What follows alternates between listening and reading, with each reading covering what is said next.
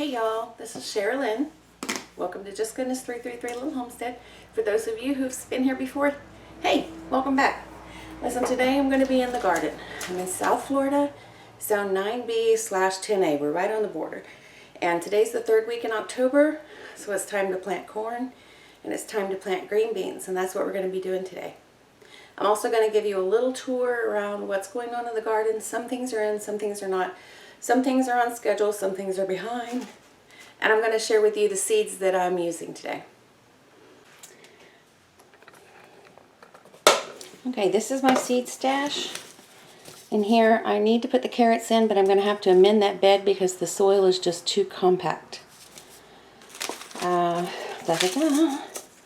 Some other cool carrots I'm going to try, but not today. Here's some arroz con pollo peppers that I was in a gardening group, and don't mind, I've already been in the garden, guys, so don't mind my garden manicure. Arroz con pollo peppers that I got from Martha Meyer, and we're together on a Facebook group. And I just said, hey, does anyone have any seeds? You know, they were out of stock, and someone sent me some seeds. Thanks, Martha. I picked up these Blue Lake stringless pole beans, I believe from Walmart. And I know that you can buy their Ferry Morris brand, and I've had really good success with their green beans. The stringless is such an advantage because when it comes time to be canning these up or snapping them and putting them in the freezer, you definitely don't want to be dealing with strings on both sides. That's a pain. Let's do things simple. These are very tasty, very crisp. They can up perfectly. Again, these are Blue Lake stringless pole beans, and you can get these from other seed companies as well. What else is in here? This is a mess. I need some good organization. If you guys, my seed stash is so not organized. So if you guys have a good organized seed stash, you can go over to our Facebook page, Just Goodness 333 Little Homestead on Facebook, and send me a message with your photos, or send me, you can try to put a post on there with your photos. I would greatly appreciate it, because this is not organized. Not one bit. Here we are. This is the corn we're going to be planting today, and this is from flgardening.com. What I love about these, especially if you're in Florida, it'll say when to plant: North Florida, Central Florida, and South Florida. So we're in the third week of October, so I'm good to plant this corn here. And this is the Silver Queen corn variety. It's really sweet corn, and that's what we love. So let's head out to the garden now.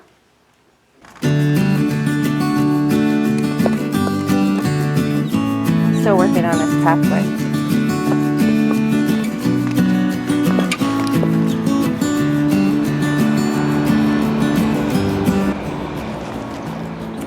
This is the garden we did, the square foot gardening. I'm seeing so much grass, even though I tarped this for almost a month. And I used the hoe in here and I got up all the grass I could see. There was so much grass seed. But here we can see the spinach is coming up. Looks lovely. Some of the lettuces are coming up. I'm really hoping this soil, we've had so much rain, I'm hoping the soil is not too compacted. And there's some bok choy. In my experience, bok choy never has a problem. It puts down a taproot and it breaks through anything. And it's really good. It almost has like a very mild mustard green flavor. It's really good in salads. I also like to dehydrate it. At the end of the season, I'll dehydrate a whole bunch, and I'll keep it with kale all dehydrated, and I'll put it in my soups and stews and stuff. It's delicious. Okay. Have you guys checked the price of lumber lately? I am not going to bother fixing this bed this year. I just paid $8 for an untreated 2x4. Craziness. I've got some Marketmore cucumbers in here. I only see 2 have germinated on this trellis, on this side. But over here, we have almost 100% germination. So I'm just going to reseed the other side. And here, the flower garden is starting to peter out. Some of the zinnias are dying. But there's a really pretty red ones. Let me see. These are called Vincas, V-I-N-C-A. Some people call them periwinkles, but you can find these super cheap in your local nursery. I think I paid 99 cents a pot for these. And they just bring so much color and beauty. Even though they're not really great for pollinators, they don't really produce the pollen that I know of, or a nectar that I know of, but they are really pretty, and they have this little 5-star petals. They're constantly in bloom year-round, and they'll reseed and they'll really fill up the space. So even though I had seasonal flowers in here, some really gorgeous marigolds and some gorgeous zinnias, I wanted something that was going to keep color consistent in the flower garden, and that was going to be more than just a seasonal plant. And I don't think I ever showed you guys the composting, super simple composting system that I built in like 5 minutes, and it really has worked. The compost is finished now, so I've opened it up. But this is just like a welded wire metal fencing, and I built about a 3-foot circle, and then I held it together on the ends, layered it, and kept it wet, and I turned it about every week or so. Look at this beautiful compost. This is just the hay from the bottom of the chicken coop, and some food scraps, and the green grass clippings. And our weeds are just ridiculous. Over here, we have more finished compost. So I'm going to get some of this, and I'm going to go amend one more area, and then I'll bring you guys back.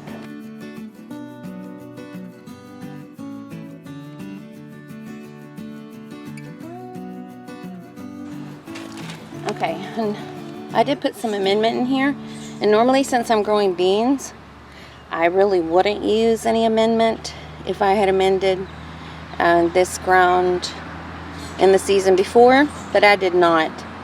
Normally beans will fix their own nitrogen, and they really don't need a lot of amendment, but since this bed hasn't been amended in over a year, I went ahead and put some of the compost in it.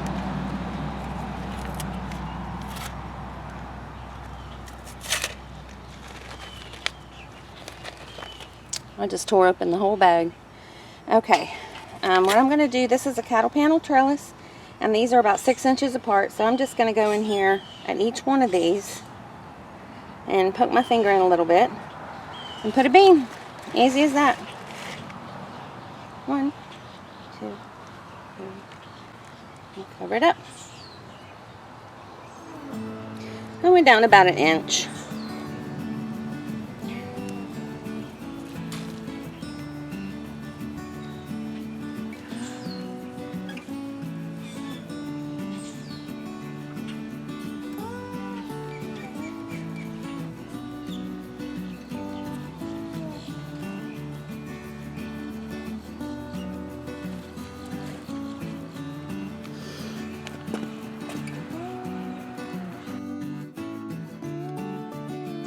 And in the back wall, against the privacy fence, I put in some T-post and put up the cattle panel. And we've got about a 16-foot run here. I'm also going to plant these beans on this. Okay, that's all planted. I think I got 26 plants planted in there. Look at this mess, y'all. Look at this wild mess. I've got zinnias coming up over here from zinnia seeds that dropped. I've got Lago spinach from seeds that dropped. But all this does have to come out. I have to weed this, put down more cardboard, and go get some mulch. And here I've got zucchini and some yellow squash down on the end.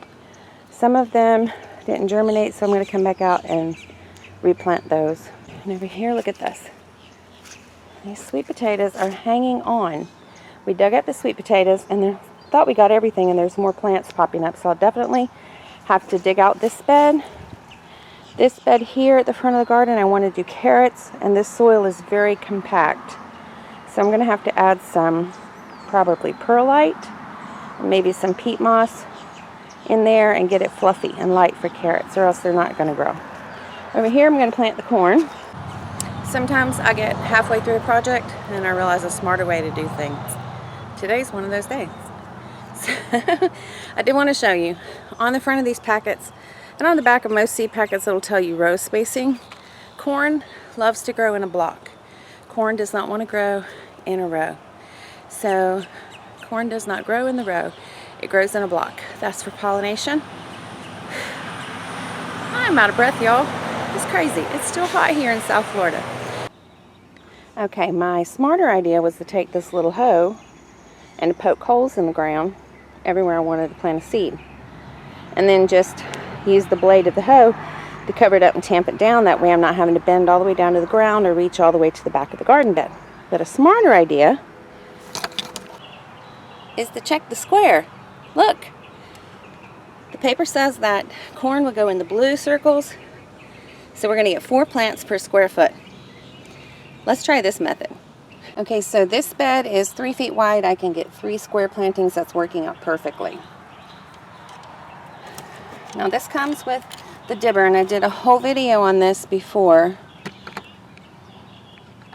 This comes with the dibber, and you can go in here and make the holes if you want to.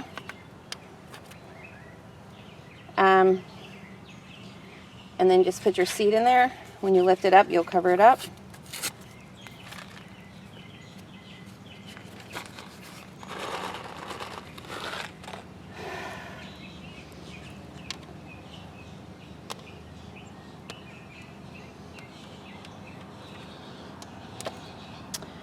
And there's your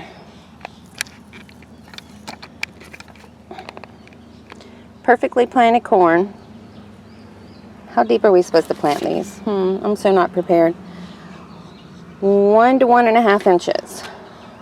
I'm going to push this down a little further. So I'll know to go to the 1.5 inch mark. So I'll know to go to the 1.5 inch mark on the dibber.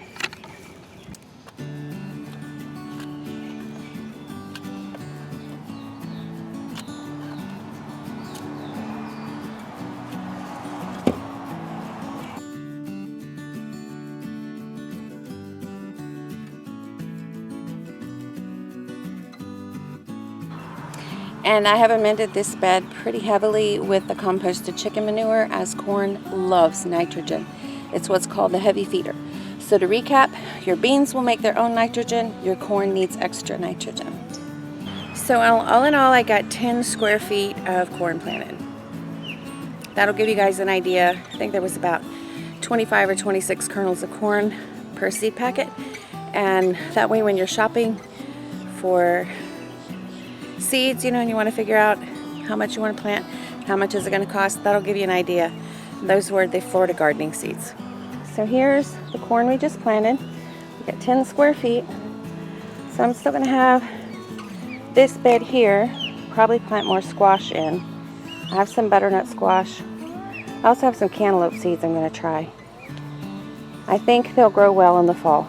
I think they will. Don't quote me on that. And over here, starting the tomato garden. I still need to come later with my son's help because that is a 6-foot roll of wire, and Mama don't want to be managing a 6-foot roll of wire, trying to hold it upright, trying to stretch it out all by herself. So my son's going to help me this afternoon. We've got the amendments, we've got the compost on here. When I spread that out, that'll be 2 or 3 inches of compost on top of each row. And we're going to have 5 rows of tomatoes. I've already got some started here. These are beefsteak varieties, so I did only put 4 on this row because they get really big and bushy. So if I get with smaller tomatoes, I'll put more on the row, but this is about a 9-foot row, and I've got 4 tomatoes on there. And here's a few things we've gotten. Here's where we planted the beans, and here's a climbing red rose and a climbing gold rose. So these will top this trellis one day. I'm letting this Lago spinach go to seed because I want it to come back next season. Isn't that beautiful? And here's my banana peppers. doing well. Here's some new pepper plants struggling. And here we have a volunteer. I don't know what this is. It came out of the worm bin compost. So I'm assuming that it's probably a spaghetti squash. I don't know. What do you guys think? I think I'll only put maybe some cucumbers or spaghetti squash in there. And I think it looks more like a spaghetti squash to me. Back here, we have the trellis we grew the noodle beans on. And these are my cherry tomatoes. Sweet, I think they're sweet 100s. One of them failed, so I'm going to have to put another plant in there. But they're doing pretty good. They're starting to climb. I need to come in here and trim these bottoms.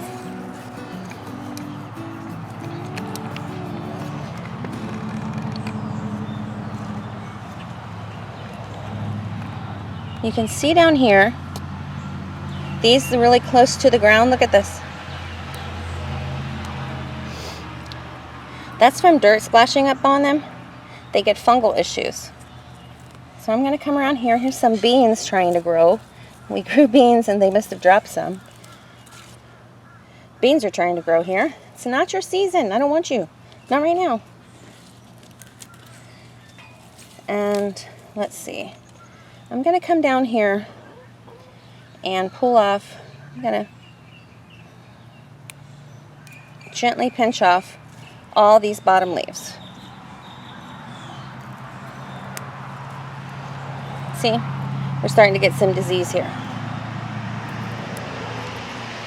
Now these are suckers on the bottom. I'll show you real quickly.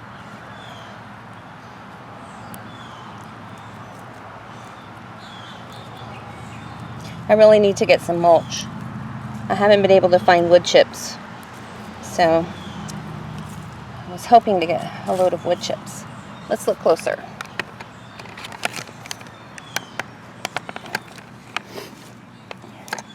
Right here is where we pulled off one of those leaves.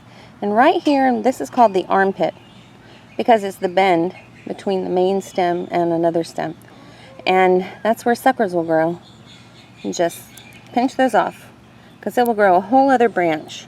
And we're trying to train these to the trellis. So there you go. I'm going to do that to the rest of these. And start finding some string to tie them up here. While we're down here, I wanted to show you my onions, but it's hard to see them in all of this weeds. Here are my onions. And these weeds are so tiny and voracious, and they will compete for all the nutrients in your soil. Onions are another heavy feeder, so we're going to be definitely feeding this stuff some nitrogen.